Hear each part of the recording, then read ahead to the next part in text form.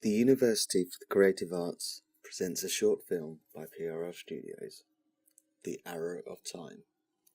The Arrow of Time, or rather Time's Arrow, is a term coined by British astrophysicist Arthur Eddington. It helps us explain why time has one direction, or a flow, which never reverses.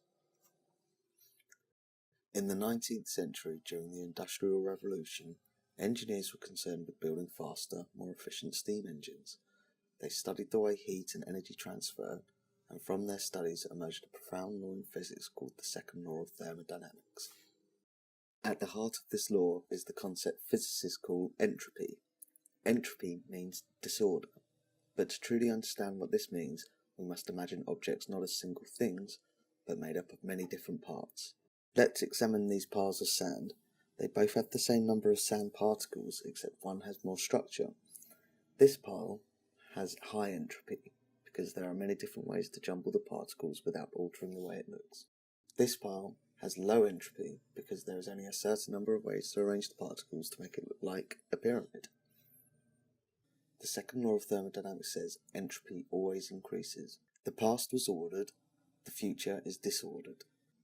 Time only travels in one direction and never reverses, propelling us into the future.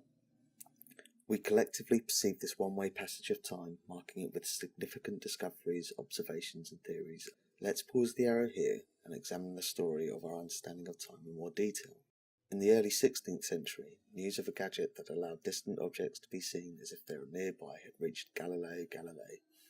Commonly mistaken for inventing the telescope, Galileo did, however, improve its magnification and was the first to use it to methodically examine the heavens. This was nothing new. For thousands of years we have looked up into the night sky, observing and measuring the movement of the stars. The ancient Greeks overlaid them with stories and verse. They also noticed some of the stars had strange movements, calling them asteres planetae, or wandering stars.